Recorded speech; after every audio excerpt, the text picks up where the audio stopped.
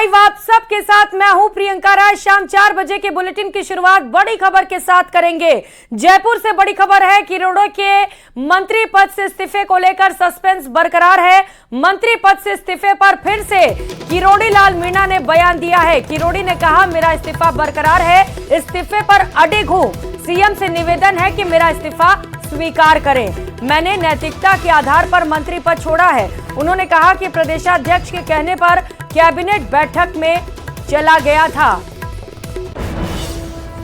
मेरा इस्तीफा बरकरार है, इस्तीफे पर अड़िग हूँ। मुख्यमंत्री जी से बार बार निवेदन कर रहा हूँ और आपके जरिए फिर मुख्यमंत्री जी से निवेदन कर रहा हूँ कि मेरा इस्तीफा स्वीकार कर लो।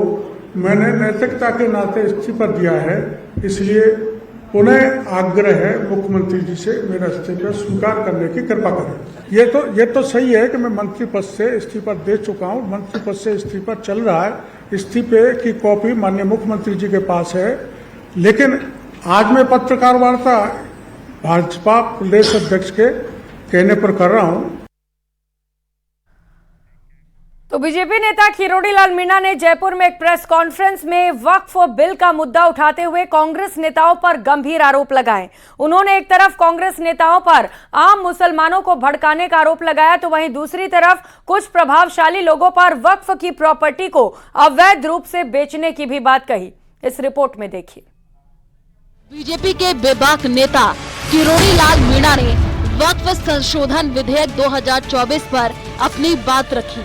उन्होंने वक्फ संशोधन विधेयक 2024 को इसलिए जरूरी बताया ताकि वक्फ बोर्ड को मिसयूज होने से रोका जा सके। उन्होंने कहा कि वक्फ बोर्ड की संपत्ति किसी की निजी संपत्ति नहीं है। उन्होंने कानून में बदलाव की सिफारिश की है। प्रेस कॉन्फ्रेंस में किरोड़ी लाल ने कुछ प्रभावशाली लोगों पर वक्फ की जमीन बेचकर करोड़ों रुपए इकट्ठा करने के आरोप लगाए।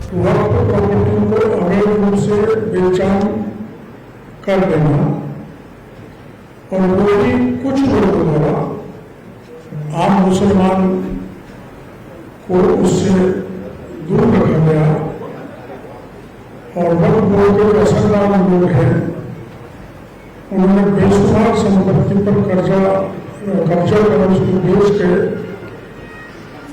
अरबों का धन अर्जित किया है।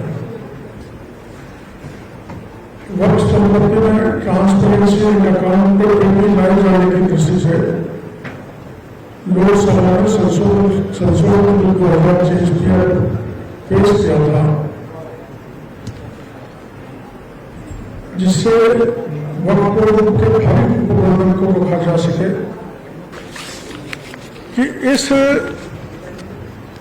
जो वक्फ बिल संसद में आने वाला है,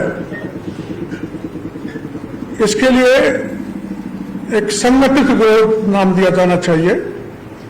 मुसलमान के वो बड़े नेता जिनकी इस प्रॉपर्टी पर निगाह है, जो इस प्रॉपर्टी को फर्जी कागज बनाकर खुर्द मुर्द कर रहे हैं और आम मुसलमान को उसका कोई लाभ नहीं मिल रहा। फजल उर रहीम ने फर्जी दस्तावेजों के आधार पर वक्फ ट्रस्ट मंदिरों की जमीन को अपनी निजी जागीर मानकर बेच दिया। इनके निजी ट्रस्टों में देश विदेश विशेषकर गल्फ कंट्री से अवैध धनराशि प्राप्त हो रही है, जिसका रिकॉर्ड हमारे पास है। और उस अवैध धन को राष्ट्र की अराष्ट्रीय कामों में ये काम ले रहे हैं। फजल उर रहीम कांग्रेस के सफल इशारे पर देश में माहौल बिगाड़ रहे हैं। इनकी बेटी सुल्ताना जयपुर महिला कांग्रेस की महासचिव है। इनका दामाद मोहम्मद सोब प्रदेश कांग्रेस कार्य समिति का सदस्य है। इससे स्पष्ट है कि इनके कांग्रेस से गहरे रिश्ते हैं और कांग्रेस के मिलकर पूरे देश में माहौल बिगाड़ना चाहते हैं। किरोड़ी लाल मीणा की माने तो वक्फ बोर्ड पर संसद में बिल आने से पहले ही ऑल इंडिया मुस्लिम लीग के राष्ट्रीय अध्यक्ष और कांग्रेस के कुछ बड़े नेता आम मुसलमानों को प्रधानमंत्री के खिलाफ भड़का रहे हैं। उन्होंने केंद्र सरकार के खिलाफ बड़ी साजिश रचने का आरोप भी लगाया। All India Muslim personal law board के राष्ट्रीय महासचिव फजल उर रहीम सबसे बड़े पैरोकार बनकर देश में मुसलमानों को भड़का रहे हैं तथा उनको हिंसा पर उतारू कर रहे हैं। फजल उर रहीम ने इस दृष्टि से कांग्रेस के राष्ट्रीय अध्यक्ष मल्लिकार्जुन खड़गे, मुख्यमंत्री श्री सिद्धारमैया, राजस्थान के पूर्व मुख्यमंत्री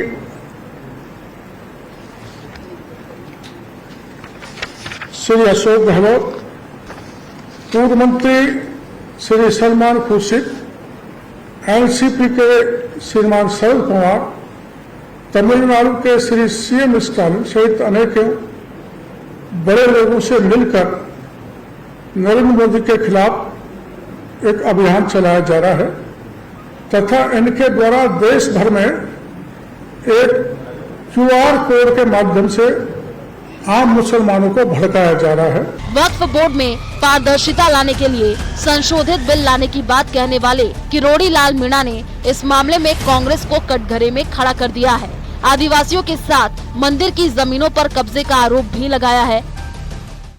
भारतीय जनता पार्टी के नेता और खास करके राजस्थान में कैबिनेट मंत्री बिना कारण के आज आरोप प्रत्यारोप की राजनीति कर रहे हैं, जबकि भारतीय जनता पार्टी को चाहिए कि यदि उनका कोई सुझाव हो और उनको कोई कमी या कोई आपत्ति है तो जॉइंट पार्लियामेंट्री कमेटी के समक्ष उस आपत्ति को या अपने सुझाव को दर्ज कराएं।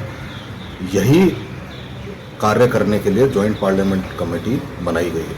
अब देखने वाली बात होगी कि किरोड़ी लाल मीणा के आरोपों पर कांग्रेस किस तरीके से जवाब देती है। Bureau report, news 18 Rajasthan.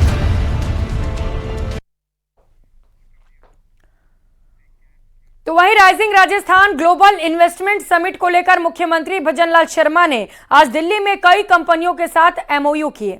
Delhi में निवेशकों के साथ सम्मेलन के पहले कुछ दिन चुने गए बिजनेस समूहों के CEO के साथ राजस्थान सरकार के प्रतिनिधि मंडल ने बैठक की। सम्मेलन के दूसरे दिन राज्य सरकार का प्रतिनिधि मंडल विभिन्न देशों के राजदूतों और राजनयिकों के साथ राउंड टेबल मीटिंग करेगा। इस बैठक में राजस्थान सरकार विदेशी निवेश को आकर्षित करने के उद्देश्य से नीतियों में लाए गए बदलावों और उन्हें बढ़ावा देने के लिए वित्तीय और गैर वित्तीय प्रोत्साहन की भी जानकारी देगी। बता दें कि प्रदेश में निवेश को बढ़ावा देने के लिए भजनलाल सरकार इस साल 9 से 11 दिसंबर तक rising Rajasthan global investment summit का आयोजन करने जा रही है।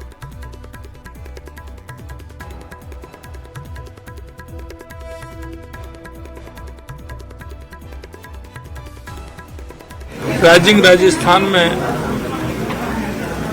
हमारा पहला रोड शो मुंबई के अंदर हुआ था। वहाँ 4.5 लाख करोड़ रुपए के निवेश वहाँ आए थे और आज यहाँ 4.5 वो और आज यहाँ आए हैं तो लगभग 12.5 लाख करोड़ के निवेश पूरे हुए हैं आज यहाँ। मैं उन सभी उद्योगपतियों को मैं बहुत बहुत धन्यवाद देना चाहता हूँ। उन सभी जो निवेश करने वाले राजस्थान में आ रहे हैं उनको भी धन्यवाद देना चाहता हूँ। और अभी ये शुरुआत है, ये हमारा दूसरा रोड शो है और दूसरे रोड शो में हम 12.5 लाख करोड़ पर हम पहुंच गए हैं और 9, 10, 11 दिसंबर को हमारा ये राइजिंग राजस्थान होने वाला है। मुझे उम्मीद है कि हम और अभी बहुत आगे इसमें पहुंचने वाले हैं, क्योंकि राजस्थान के अंदर जिस तरह की संभावना है और उस संभावनाएं हर क्षेत्र में है, इसलिए हर व्यक्ति, हर उद्योगपति इस बात को सोच रहा है कि राजस्थान में निवेश करने से उनको लाभ होगा, फायदा होगा। रुक करेंगे टोंक से मिल रही बड़ी खबर का, जहां पर सांसद दामोदर अग्रवाल का अपराध पर बयान सामने आया है। कांग्रेस के सवालों पर दामोदर अग्रवाल ने पलटवार किया। पेपर लीक प्रकरण में कांग्रेस ने 5 साल क्या कार्रवाई की, ये सवाल भी पूछे गए उनकी ओर से। उन्होंने कहा कि पिछले 9 महीने में बीजेपी ने ताबड़तोड़ कार्रवाइयां की। आरपीएससी के 2 सदस्य के गिरफ्तार तक पुलिस पहुंची है। दामोदर अग्रवाल ने कहा कि 20 से 40 पुलिस अधिकारी इसके शिकंजे में आए हैं। 70 से 90 माफिया जेल की सलाखों में हैं। कई भागे भागे फिर रहे हैं, डरे हुए हैं। अपराध के मामले में भजनलाल सरकार की जीरो टॉलरेंस की नीति है। सुनिए क्या कुछ कहा है या गटरा है, थोड़ा डाटा खंगाल लें। राजस्थान पिछले 5 वर्ष में अपराधों की शरण स्थली बन गई थी और इसीलिए यहां पर माफियाओं ने, गुंडों ने अपना प्रभुत्व कायम कर लिया। मुझे एक बात बताइए, पेपर लीक प्रकरण में कांग्रेस ने क्या कार्रवाई करी 5 साल में, और इन 9 महीनों में क्या कार्रवाई हुई, मुझे बताने की आवश्यकता है। आरपीएससी के 2 सदस्य के गिरेबान तक पुलिस पहुंची है। उधर प्रदेश में उपचुनाव से पहले कांग्रेस फुल कॉन्फिडेंस में नजर आ रही है। प्रदेश की सभी 7 सीटों पर उम्मीदवार उतारने की भी तैयारी है। इतना ही नहीं, 7 सीटों पर जीत का दावा भी है। रिपोर्ट देखिए।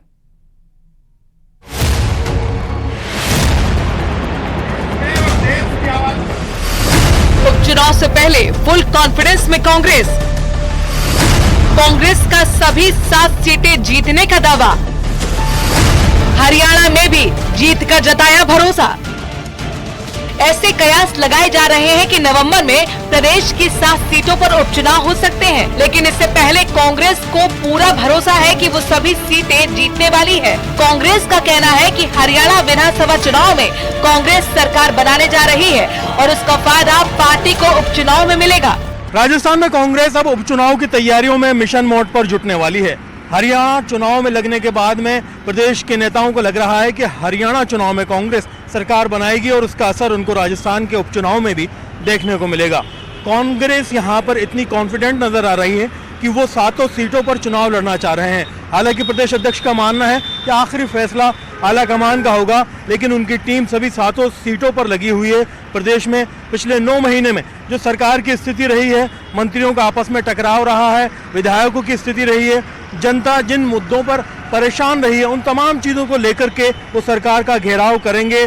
कांग्रेस का साफ कहना है कि प्रदेश की सभी 7 सीटों पर जीत की तैयारी चल रही है। हालांकि गठबंधन के सवाल पर प्रदेश अध्यक्ष गोविंद सिंह डोटासरा ने कहा कि आलाकमान जो भी फैसला करेगा वो मंजूर होगा। हालांकि उन्होंने प्रदेश सरकार पर पिछले 9 महीनों में कोई काम न करने का आरोप लगाया।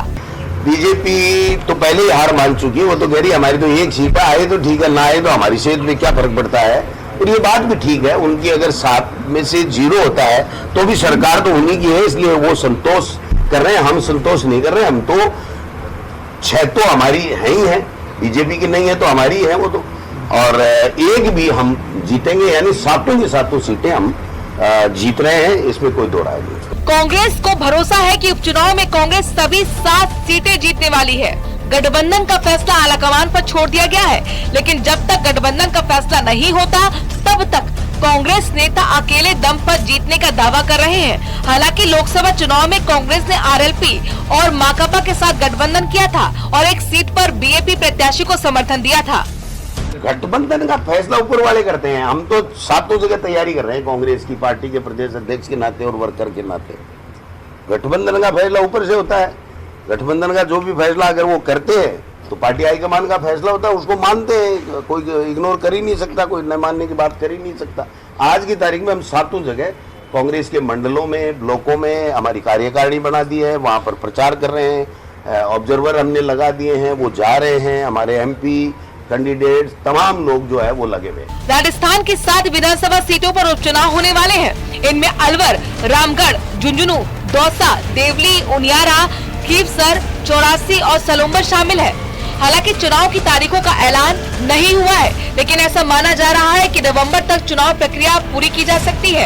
एक और कांग्रेस मानकर चल रही है कि उपचुनाव में उसकी तैयारी मजबूत है, तो दूसरी ओर हरियाणा में बेहतर नतीजों की उम्मीद भी है। ऐसे में आगामी चुनाव में नवंबर से पहले सियासत क्या क्या बदलाव दिखाती है, ये देखने वाली बात होगी।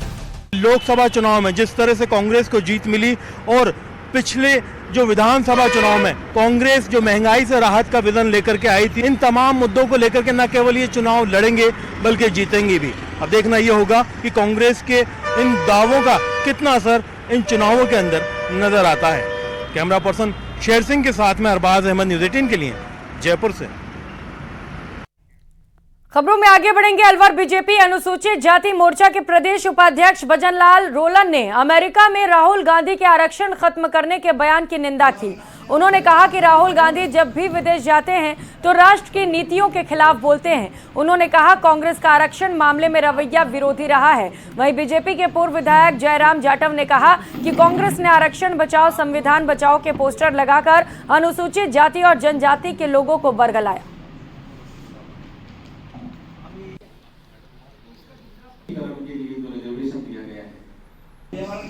शुरुआत में जो आरक्षण का जो प्रोविज़न जो किया गया था वो बाबा साहब अम्बेडकर और गांधी जी के बीच में जो हुआ था वो एससी और एसटी के लिए हुआ था।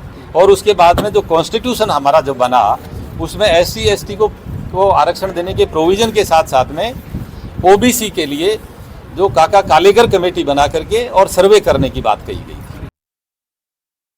तो वहीं ऊर्जा मंत्री हीरालाल नागर कोटा के दौरे पर हैं। मंत्री हीरालाल ने लोगों की समस्याओं के निस्तारण के निर्देश दिए। वहीं किसानों की समस्याओं को लेकर कहा कि आने वाले समय में किसानों को सुचारू रूप से बिजली मिले, इस दिशा में अभी तेजी से काम किया जा रहा है। बीजेपी सदस्यता अभियान को लेकर कहा कि हर कार्यकर्ता को 100 सदस्य बनाने का लक्ष्य दिया गया है। सांगोद विधानसभा में 25,000 सदस्य बने हैं, जिसे 35,000 तक लाया जाएगा।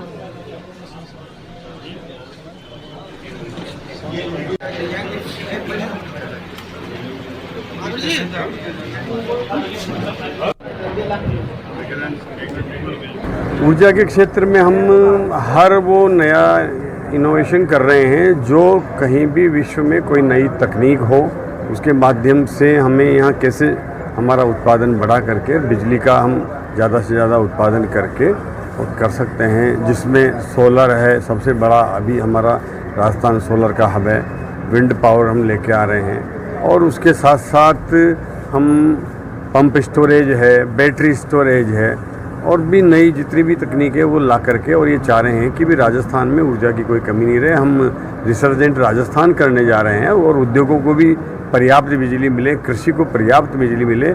कृषि के लिए हम आने वाले 2 साल के अंदर 2 फीडर में दिन में लाइट देना चाहते हैं। उसके लिए इंफ्रास्ट्रक्चर भी डेवलप कर रहे हैं और हर जीएसएस के वहीं पर सोलर लगा करके और हम जीएसएस तैयार कर रहे हैं। सोलर का वहाँ प्लांट लगा रहे हैं ताकि उसी जीएसएस से वहाँ के किसानों को दिन में बिजली मिल जाए ताकि उनको असुविधा ना हो।